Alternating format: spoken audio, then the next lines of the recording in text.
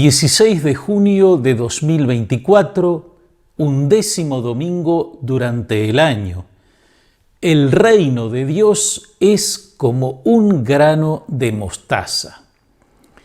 En lugar de este árbol de mi patio, ya pronto para recibir el invierno austral, me hubiera gustado mostrarles un hermoso cedro del Líbano, árbol de apreciada madera, muy ornamental, que puede alcanzar 40 metros de altura y es el emblema nacional del Líbano.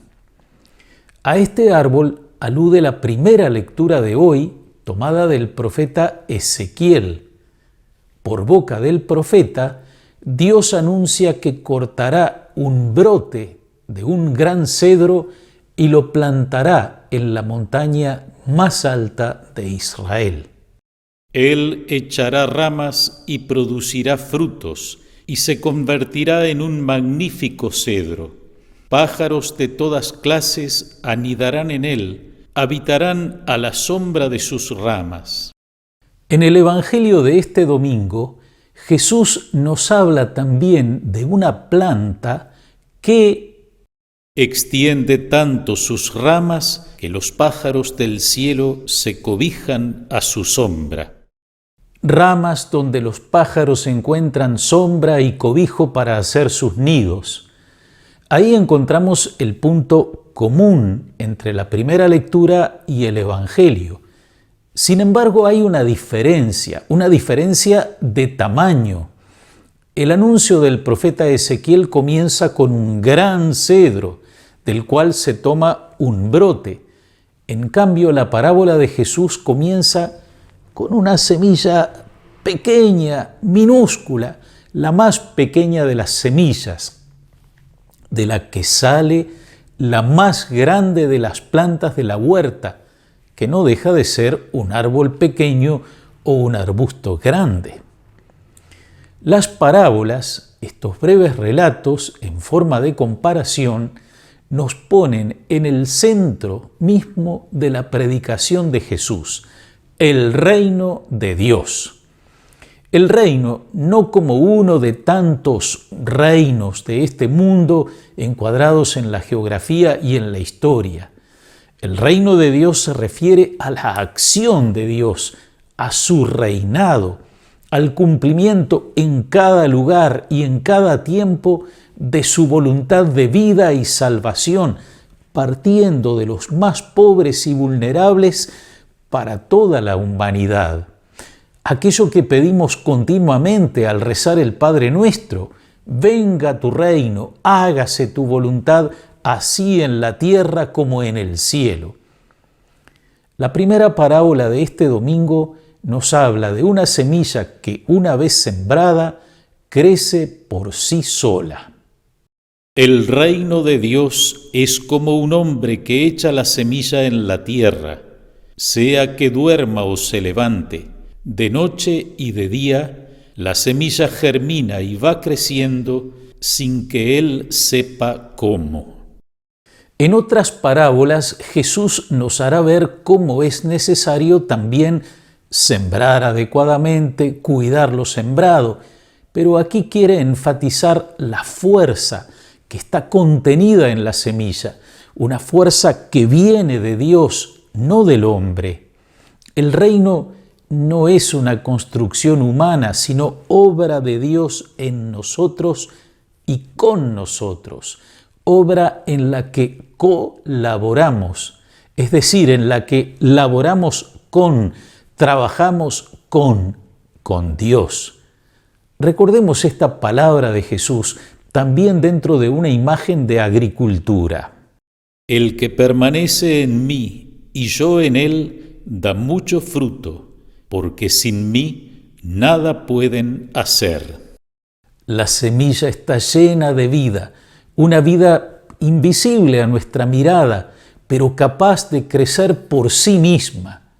Aún la semilla más pequeña, el grano de mostaza, puede generar esa planta que crece hasta poder abrigar la vida de los pájaros que anidan en sus ramas. La vida es la vida de Dios, la vida que Él quiere compartir con nosotros, la vida en abundancia de la que nos habla Jesús, buen pastor, la vida que para muchos comienza por lo más elemental, por pasar de situaciones inhumanas que no son vida, como dormir en la calle, a situaciones más humanas, como encontrar comida, refugio, un trato digno. La vida que en otro plano significa abandonar la conducta inhumana de vivir encerrado en el propio egoísmo para tomar actitudes más humanas, como el reconocimiento de la dignidad del otro, la solidaridad, el trabajo por el bien común, el amor al prójimo. La vida crece a partir de lo pequeño, en el silencio, bajo la tierra.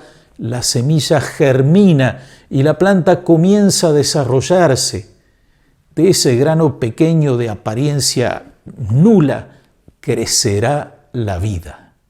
Primero un tallo, luego una espiga y al fin grano abundante en la espiga. En definitiva, Jesús nos dice, así es el reino de Dios. Como realidad humana, una realidad pequeña, sin significado ninguno a los ojos del mundo. Como realidad humana, de nuevo, formada por los pobres de espíritu, por aquellos que no confían en sus propias fuerzas, sino en la fuerza del amor de Dios. Y es precisamente a través de ellos, débiles y pequeños, que entra en este mundo la fuerza de Dios, la fuerza transformadora de Jesucristo vivo, de Jesucristo resucitado. Una vez más, volvamos a San Pablo, que tantas veces nos comparte estas cosas, pero desde su propia experiencia, desde su vivencia espiritual. Pablo puede ser visto como el gran emprendedor de la evangelización, el incansable sembrador de la palabra a lo largo y ancho del mundo de su época. Desde esa perspectiva, algunos historiadores lo ven por lo menos como el segundo fundador del cristianismo. Sin embargo, Pablo nos transmite el secreto de su fuerza.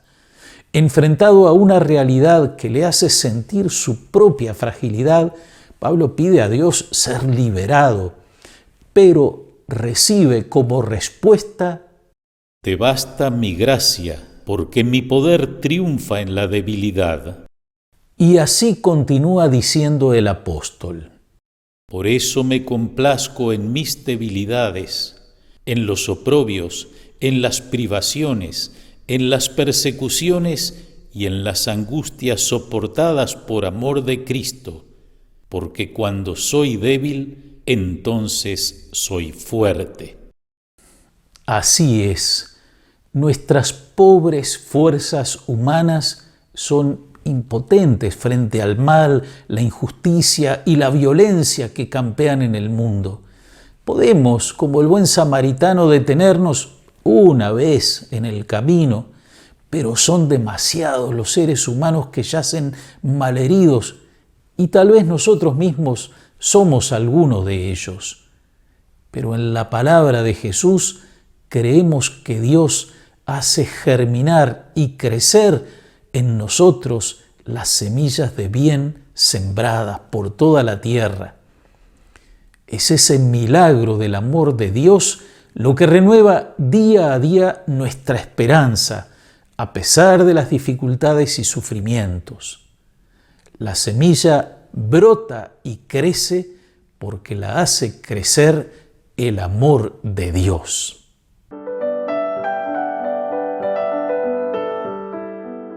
Hoy, domingo 16, está celebrando sus bodas de oro sacerdotales el padre Pablo Bonavía, de la Arquidiócesis de Montevideo, quien, entre muchos otros servicios, fue formador en el Seminario Interdiocesano y profesor en la Facultad de Teología. Junto a su comunidad de San Antonino y a los muchos que recibimos sus orientaciones y su testimonio de vida, me uno a esta acción de gracias. Miércoles 19, 260 aniversario del nacimiento de José Artigas, con su acto central en Sauce, es decir, aquí en nuestra diócesis de Canelones. Concluyen los encuentros decanales de catequesis, jueves 20, decanato Piedras, viernes 21, decanato Centro, y el 21 también celebramos la memoria de San Luis Gonzaga. Gracias, amigas y amigos, por su atención. Que los bendiga Dios Todopoderoso, Padre, Hijo y Espíritu Santo. Amén.